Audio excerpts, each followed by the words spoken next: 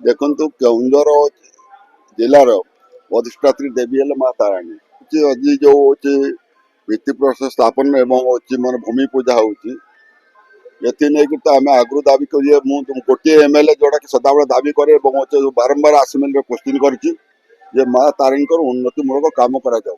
କେଉଁଝର ଜିଲ୍ଲାରୁ ବହୁତ ଖଣି ଖାଦାନରୁ ପଇସା ଆସୁଛି, କିନ୍ତୁ ହଉଛି ମା ତାରିଣୀଙ୍କ ପାଇଁ କୌଣସି କିଛି କାମ ହଉନି କି ବଳଦେବ ଠାକୁରଙ୍କ ପାଇଁ କିଛି ହଉଛି ଉନ୍ନତିମୂଳକ କାମ ହଉନି। ସେଟା ହଉଛି ଆମର ଆଜି କେଉଁଝର ଜିଲ୍ଲାର ବରପତ୍ର ଓଡ଼ିଶାର ହଉଛି ଲୋକପ୍ରିୟ ମୁଖ୍ୟମନ୍ତ୍ରୀ ଶ୍ରୀଯୁକ୍ତ ମୋହନ ଚରଣ ମାଝୀ ମହୋଦୟ କିଛି ମାନେ ଅର୍ଥ ଦେଇଛନ୍ତି।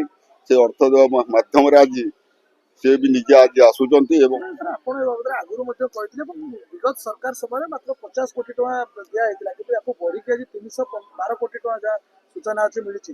ତ ଇଏ କେତେ ଦୂର ସଫଳ ହେଇପାରିବ, ମାଙ୍କ ମନ୍ଦିର କେତେ ଶୁଣନ୍ତୁ, ସୌନ୍ଦର୍ଯ୍ୟକରଣ ହେଇପାରିବ? ଦେଖନ୍ତୁ ବିଜେଡି ସରକାର କଣ କରୁଥିଲା କଣ ନାହିଁ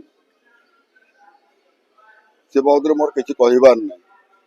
ସିଏ ବି ହଉଛି 25 ବର୍ଷ ଧରିକି ସରକାର ରହିଲେ ଏବଂ ହଉଛି ଏ କେଉଁଝର ଜିଲ୍ଲାରୁ ବି ବହୁତ ମାନେ ଇଏ ଖଣି ମାଧ୍ୟମରେ ପଇସା ନେଇଛନ୍ତି, କିନ୍ତୁ ତାର ହଉଛି ମାଧ୍ୟମରେ ଯେତିକି ହଉଛି ମା ତାରିଣୀଙ୍କ ପାଇଁ ଦେବା କଥା ସମୁଦ୍ରକୁ ସକେ ବଢିଆ 50 କୋଟି ଟଙ୍କା ଦେଇଛନ୍ତି।